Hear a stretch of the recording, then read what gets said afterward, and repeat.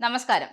കോൺഗ്രസിലെ എടുക്കാത്ത നാണയമായി തീരുകയാണോ ശശി തരൂർ എം.പി? ഒരു ലേഖനം എഴുതിയതിന്റെ പേരിൽ കോൺഗ്രസ് നേതാക്കൾ എല്ലാവരും ചേർന്ന് തരൂരിനെ വളഞ്ഞിട്ട് ആക്രമിക്കുന്ന സമീപനമാണ് കൈക്കൊള്ളുന്നത്. ആര് വളഞ്ഞിട്ട് ആക്രമിച്ചാലും എന്തു പറഞ്ഞാലും തന്റെ നിലപാടുകളിൽ നിന്ന് പിന്നോട്ടു പോകില്ല എന്നാണ് അദ്ദേഹത്തിന്റെ തീരുമാനം. വ്യാവസായിക മേഖലയിലെ വളർച്ചയിൽ സർക്കാരിനെ പ്രശംസിച്ച കോൺഗ്രസ് എം.പി ശശി തരൂരിനെതിരെ കോൺഗ്രസ് മുഖപത്രം വീക്ഷണം രംഗത്ത്. ആരാചാർക്ക് അഹിംസ അവാർഡോ എന്ന തലക്കെട്ടിൽ എഴുതിയ എഡിറ്റോറിയലാണ് തരൂരിനെതിരെ രൂക്ഷ വിമർശനം ഉയർത്തിയിരിക്കുന്നത്.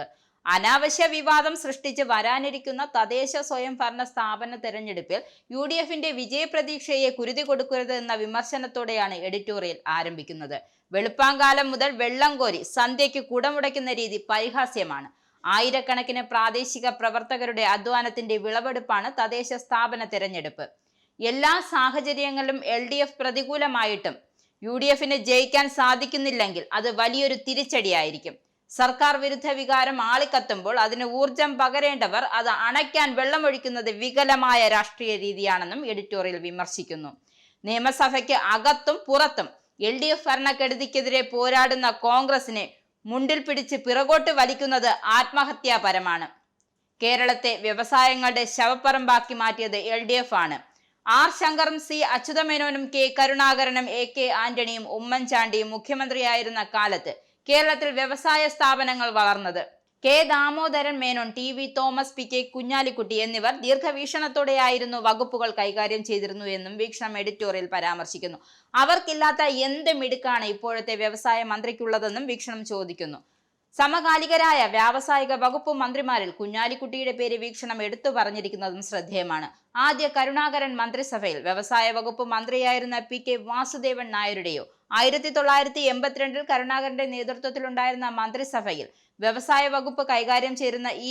അഹമ്മദിന്റെയോ പേര് വീക്ഷണം പക്ഷേ പരാമർശിക്കുന്നില്ല. കരുണാകരന്റെ നേതൃത്വത്തിൽ 1991 മന്ത്രിസഭയിലാണ് കുഞ്ഞാലിക്കുട്ടി ആദ്യമായി വ്യവസായ വകുപ്പിന്റെ ചുമതല വഹിക്കുന്നത്. ആദ്യ ആന്റണി മന്ത്രിസഭയിലും വ്യവസായ വകുപ്പ് മന്ത്രി PK വാസുദേവൻ നായരായിരുന്നു.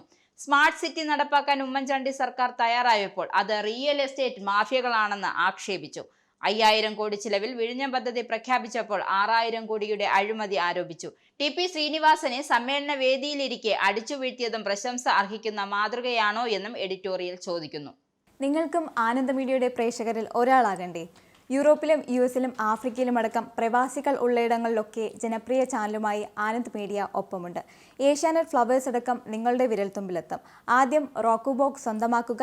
അതിൽ നിന്നും ആനന്ദ് മീഡിയ ആപ്ലിക്കേഷൻ ഡൗൺലോഡ് ചെയ്യുക, ഇൻസ്റ്റാൾ ചെയ്യുക. എന്നിട്ട് 02085866511 എന്ന നമ്പറിൽ ഞങ്ങളുടെ കസ്റ്റമർ കെയറിൽ ബന്ധപ്പെടുക. അല്ലെങ്കിൽ +91 735 660 3747 എന്ന നമ്പറിൽ വാട്സപ്പ് ചെയ്യുക.